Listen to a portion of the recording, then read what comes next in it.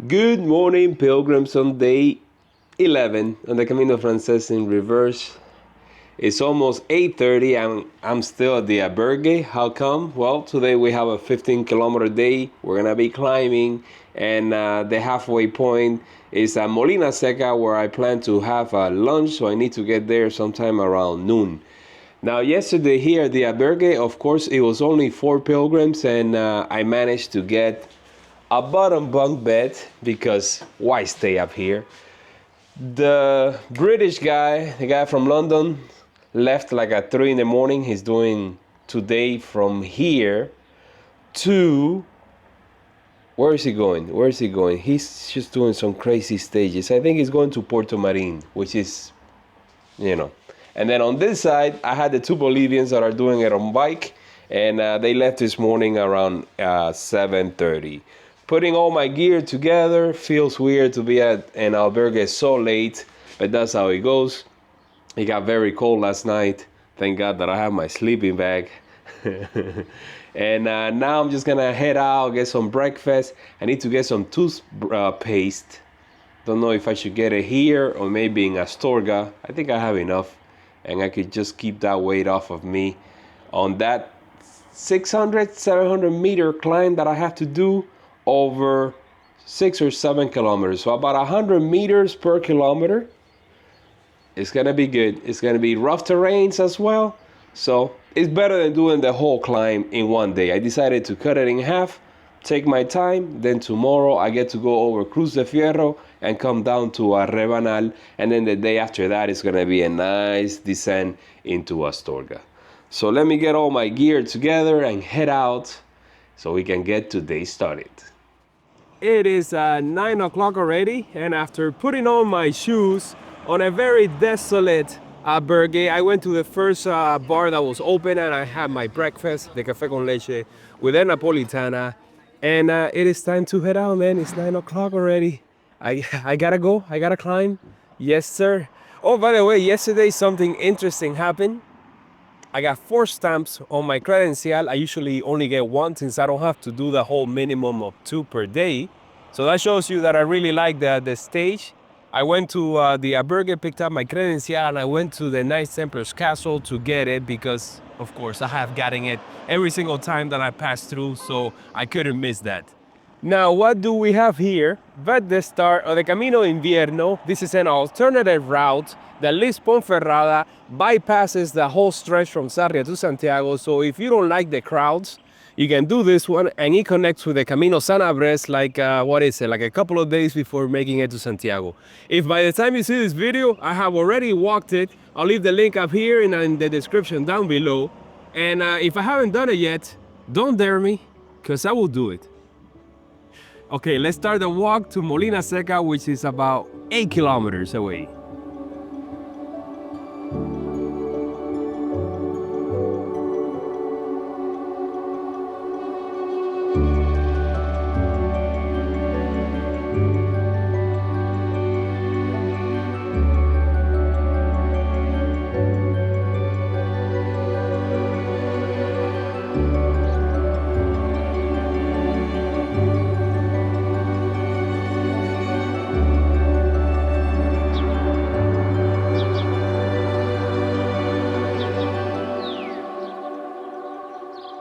Just leaving the suburbs behind, and this is just an observation. There's no judgment on this part, but since I've been here in Spain over the last 7 years already, coming back and doing many caminos, I have noticed that the immigrant population has exploded, at least on the Camino. I've seen so many people from South America, Colombians, Peruvians, Bolivians, working on the Camino.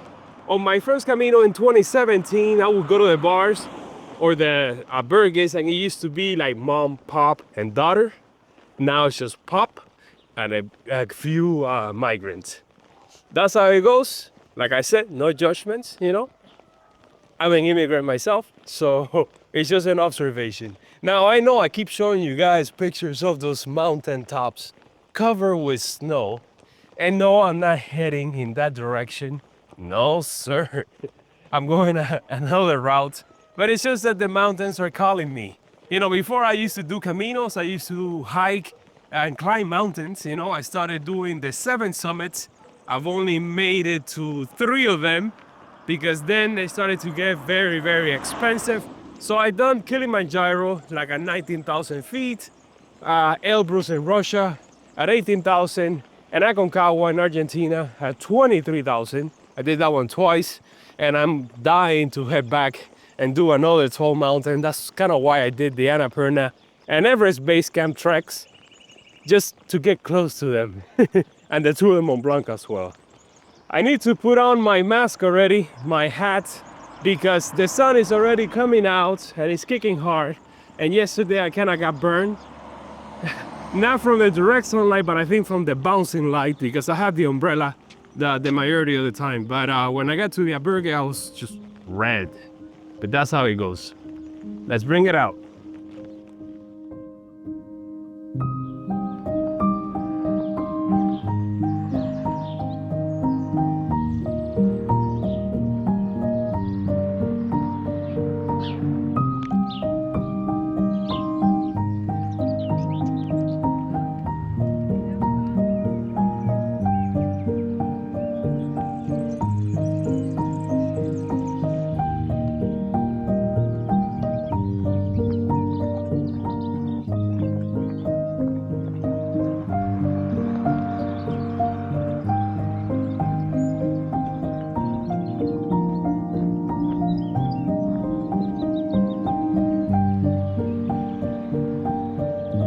So it is 10:45 and I made it to Molina Seca. The first 7.5 kilometers are down. I think I'm at the halfway point.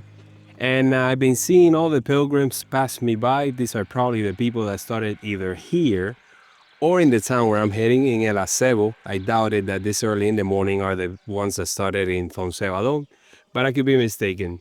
Here's the 4th Camino or Chicoco marker that I see along the way. Is it 4th? Let's do a recount. We got one in Arzúa, we got one in Palas del Rey, Sarria, and now here. That's pretty cool. And we got this standing gentleman here in this water fountain, Santiago himself. Let's head over to the bridge where there's a bar right there with a great view. Have a little bit of a snack, eat as much as I can before I tackle the climb. There's a saying out here, eat often and eat as early as you can. Let's put it to the test.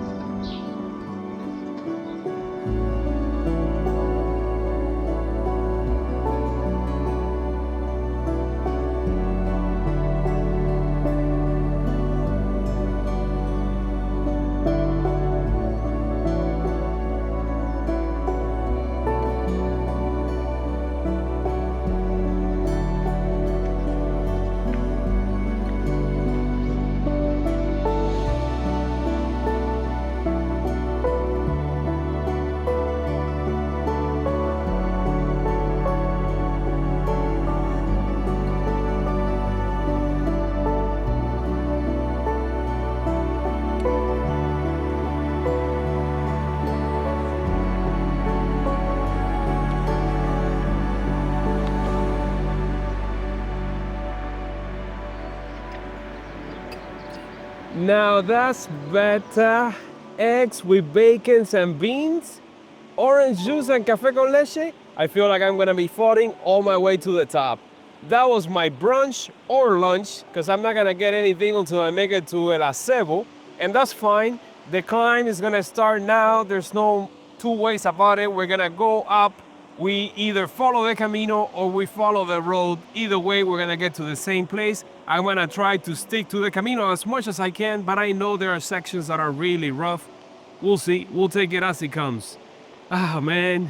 The bridge is being renovated, and I noticed that a lot of things are being renovated. Is it because it's the start of the season, or they're just doing like a clean pass all around?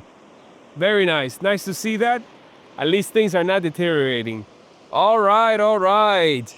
Man, I remember last May I was sitting on the other side of the bridge by the same cafe where I had my breakfast this morning, or my brunch, or my lunch. And I was sitting there with Sherry, and there was like one of those water canals that right now is dry, and we were dipping our feet in there. It was hot, kind of like right now. And I wanted to do a repeat of that, but of course, it was dry. What can I say? Goodbye, Molina Seca. Guess I'll see you on the next Camino. All right, let's go. Let's start climbing. What time is it? 11:30. All right, I think I'm gonna make it there. Let's see, probably by 2, maybe 3 tops.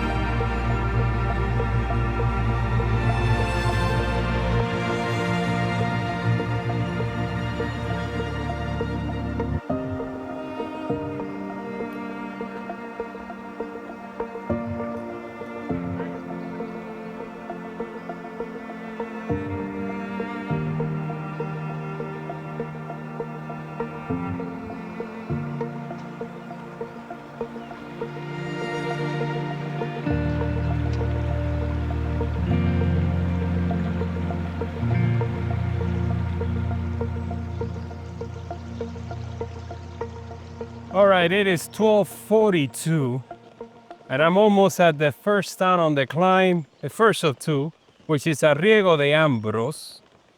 And it's been as expected, super rocky, rough, what can I say? But now we have entered this little patch of forest, which I always remember, that is so nice and pristine. And then, of course, we have now a little bit of a stretch going up through some rocky terrain to make it to town, a town that doesn't have any support other than a water fountain, which I can't wait to get there and hit. We got a stream, a few of those. If I had my water filter, I could drink from here, but I don't have it anymore. Hitting the bubble in this section for sure.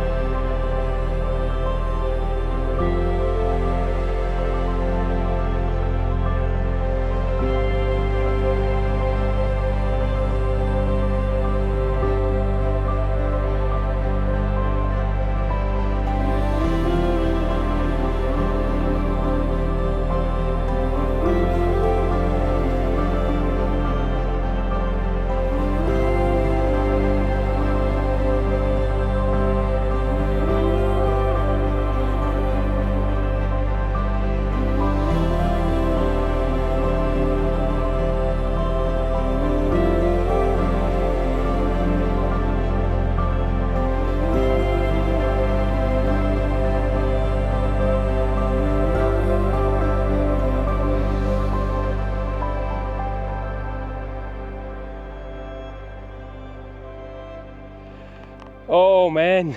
154.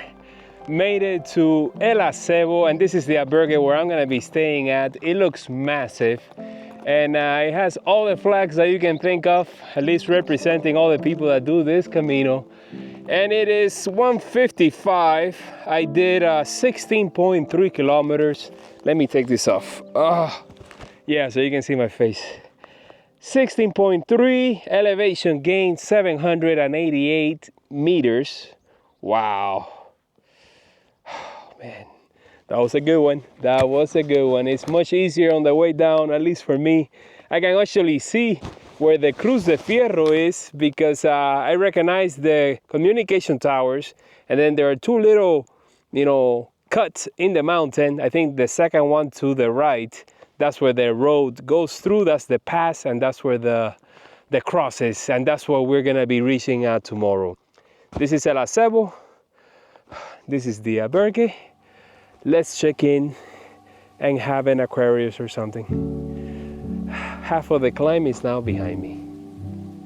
That's good. It was a good idea to cut it in half for sure.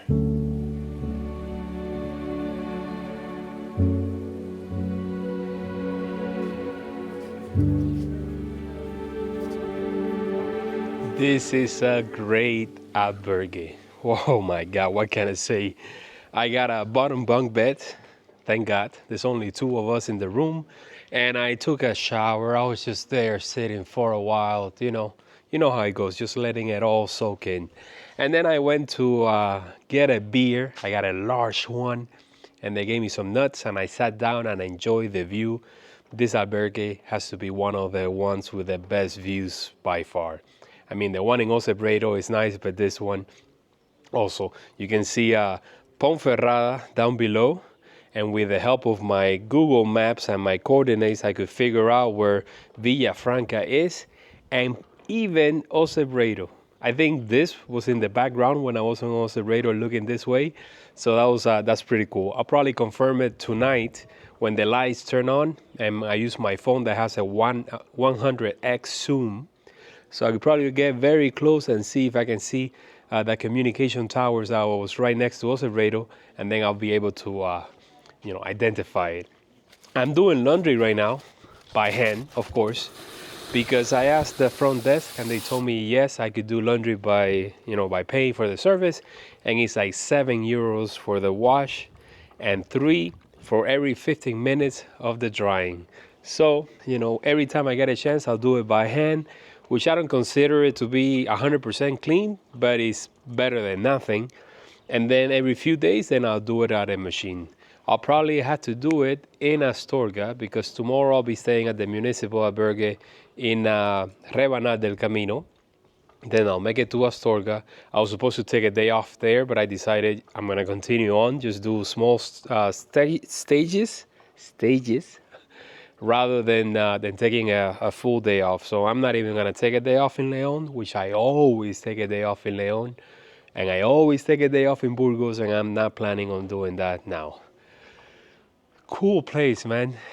I mean, very chill, relaxed atmosphere. I just sat there enjoying the view, and I already paid for tonight's dinner, which I had to pick already from the Menú del Peregrino, where the minute I checked in. I also paid for tomorrow's breakfast, which is going to be buffet style.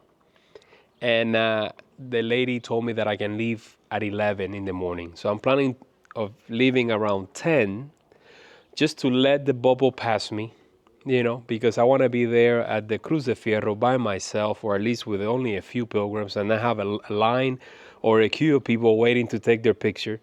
I know that the people in Fonsebadón are going to be there in an hour tops, so around 8 they'll be there. And then the people from Rebanal should be getting there around 10 or 11, somewhere around that time. So if I could be there around noon or even 1 would be better. Then I'll probably have the place all to myself. And then I'll just do the descent down to Rebanal, where I'm just going to be staying at they have a municipal and a donativo place and a bunch of private ones. I have already stayed there twice. So it's a great town, and I don't think I have to worry about the accommodation. So far, I'm not seeing the large crowds that I was expecting. Okay, I think the clothes are soaking in already. They've been doing so since I started recording this. So let me go in, finish it, hang it here, and then go take a little break and enjoy the view some more.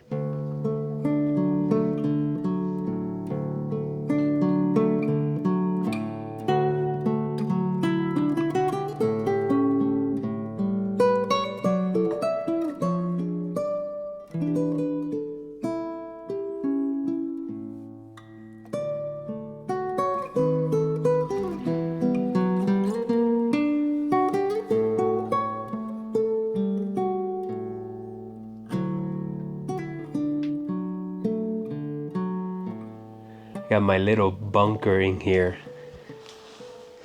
Charging all the electronics, took a little bit of a nap. Got a door here.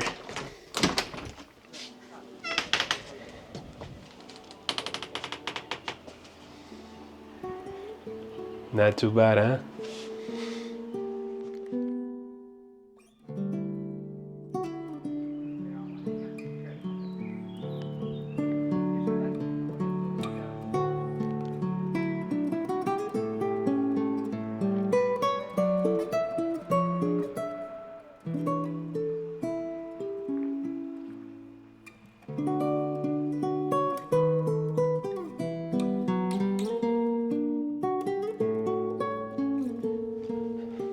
What a quiet little town. So typical of the region, and I just met a group of Americans. We were going to the church there, just exploring it, went up to the bell tower, even rang the bell just once, and just having a great time walking through the empty streets here. Usually when you're doing this stage, everybody kind of like passes through. They stop at the few albergues that are, or bars that are up there, and just have a quick snack and continue on. But now that everybody has passed by and it's so quiet, it's nice. It's a nice experience, you know. I'm starting to like this idea of staying in between stages just to enjoy the Camino even more.